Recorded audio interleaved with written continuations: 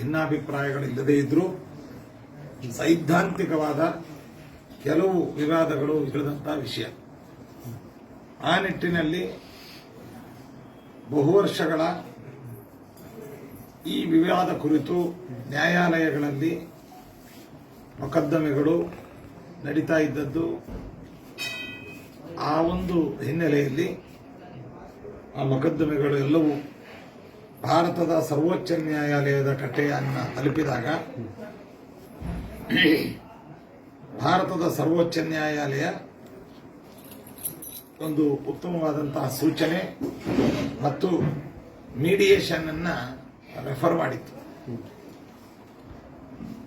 ಭಾರತದ ಸರ್ವೋಚ್ಚ ನ್ಯಾಯಾಲಯದ ನಿವೃತ್ತ ನ್ಯಾಯಾಧೀಶರ ನೇತೃತ್ವದಲ್ಲಿ ಉಭಯ ಮಠಗಳ ಸ್ವಾಮಿಗಳು ಕುಳಿತು ಈ ಉಭಯ ಮಠಗಳಿಗೆ ಸಂಬಂಧಪಟ್ಟಂತಹ ವಿವಾದಗಳನ್ನು ಮಾತುಕತೆಗಳ ಮೂಲಕವಾಗಿ ಪರಿಹಾರ ಕಂಡುಕೊಳ್ಳುವ ಒಂದು ಪ್ರಯತ್ನವನ್ನ ಮಾಡಬೇಕು ಅಂತ ಸೂಚನೆ ಮಾಡಿತ್ತು. ಆ ಒಂದು ನಿಟ್ಟಿನಲ್ಲಿ ನಿನ್ನೆಯ ದಿನ ತಮಿಳುನಾಡಿನ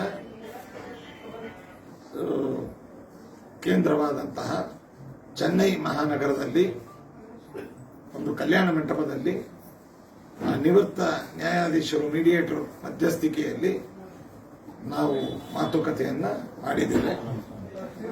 ನಮ್ಮ ವಿಚಾರಗಳನ್ನ ಅವರು ಮುಂದಿಟ್ಟಿದ್ದೇವೆ ಮತ್ತು ವೈಯಕ್ತಿಕವಾಗಿ ನಮಗೆ ಯಾವುದೇ ಭಿನ್ನಾಭಿಪ್ರಾಯಗಳಿಲ್ಲ ಎಂಬುದನ್ನು ಕೂಡ ನಾವು ಸ್ಪಷ್ಟಪಡಿಸಿದ್ದೇವೆ. ಸಮಾಜದ ಹಿತದೃಷ್ಟಿಯಿಂದ ಧರ್ಮದ ಸಂಘಟನೆ, ಧರ್ಮದ ಉಳಿವಿಗಾಗಿ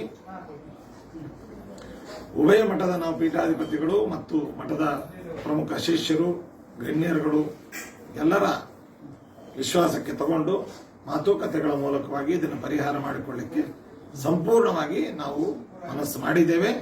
ಅದರ ಪ್ರಯತ್ನವೂ ನಡೆದಿದೆ. ದೇವರಲ್ಲಿ, ರಾಯರಲ್ಲಿ ನಾವು ಪ್ರಾರ್ಥಿಸ್ತೇವೆ ಈ ಸಮಸ್ಯೆ ಉತ್ತಮವಾದ ರೀತಿಯಲ್ಲೇ ಪರಿಹಾರವಾಗಲಿ, ಸಮಾಜಕ್ಕೆ ಒಂದು ಉತ್ತಮ ಸಂದೇಶ ಬರಲಿ.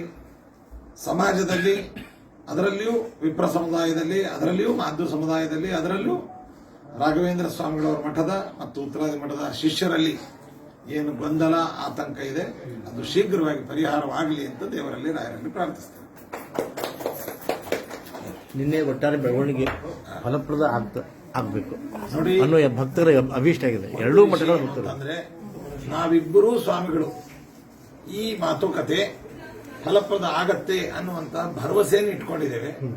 ಶಿಷ್ಯರು, ಭಕ್ತರು ಅಥವಾ ಮಾಧ್ಯಮದವರು ಎಲ್ಲರೂ ಕೂಡ ಈ ವಿಷಯಗಳಿಗೆ ಸಕಾರಾತ್ಮಕವಾಗಿ ಸಹಕಾರವನ್ನ ಮತ್ತು ಸಲಹೆಗಳನ್ನು ನೀಡಿದರೆ ಖಂಡಿತ ಇದು ಪರಿಹಾರ ಆಗತ್ತೆ. ನಿನ್ನೆ ಕೆಲವೊಂದು ವಿಡಿಯೋ ನೋಡಿದಾಗ ಏನೋ ಒಂದು ಬದಲಾವಣೆ ಅನ್ನಿಸ್ತು. ಖಂಡಿತ ಮತ್ತೆ ನಾವೆಲ್ಲ ಪ್ರಾಮಾಣಿಕವಾಗಿ ಪ್ರಯತ್ನವನ್ನು ಮಾಡ್ತಾ ಇದ್ದೇವೆ. ಮಾಧ್ಯಮದವರು, ಆಯಾ ಮಠಗಳ ಶಿಷ್ಯರು, ಭಕ್ತರು ಮತ್ತೆ ಅಭಿಮಾನಿಗಳು ಎಲ್ಲರೂ ಕೂಡ ಆ ನಿಟ್ಟಿನಲ್ಲಿ ಸೂಕ್ತವಾದ ಸ್ಪಂದನೆಯನ್ನ, ಸಲಹೆಯನ್ನ, ಸಹಕಾರವನ್ನು ನೀಡಿದರೆ ಖಂಡಿತ ಆಗತ್ತೆ. ಭಕ್ತರು ಅಂತೂ ಎರಡೂ ಮಠದ ಭಕ್ತರು ಅಂತೂ ಇದಕ್ಕೆ ಉತ್ಸುಕತೆ ಒಳಗಿದ್ದಾರೆ.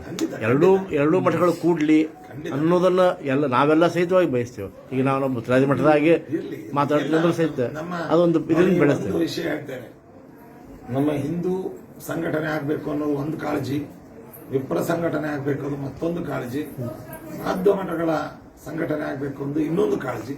ಅದರಲ್ಲಿ ರಾಘವೇಂದ್ರ ಸ್ವಾಮಿಗಳವರ ಮಠ, ಉತ್ತರಾದಿ ಮಠ ಈ ಗೊಂದಲ ಪರಿಹಾರ ಆಗಬೇಕು ಅನ್ನುವಂತಹದ್ದು ಎಲ್ಲಾ ಮಠದ ಶಿಷ್ಯರಲ್ಲೂ ಇದೆ. ಯಾಕೆ ಅಂತಂದ್ರೆ ರಾಯರು ಅನ್ನುವಂತಹ ಒಂದು ಮಹಾನ್ ವ್ಯಕ್ತಿತ್ವ, ಮಹಾಗುರುಗಳು ಜಾತ್ಯತೀತವಾಗಿ ಎಲ್ಲರಿಗೂ ಬೇಕಾದವರು. ಆದ್ದರಿಂದ ಎಲ್ಲಾ ಮಠದ ಶಿಷ್ಯರು ಇದನ್ನ ಕಳಕಳಿಯಿಂದ ಅಪೇಕ್ಷಿಸುವುದು ಮತ್ತು ನಿರೀಕ್ಷಿಸುವುದು ಸಹಜವಾದ ವಿಷಯ. ಒಳ್ಳೆಯದಾಗಿ.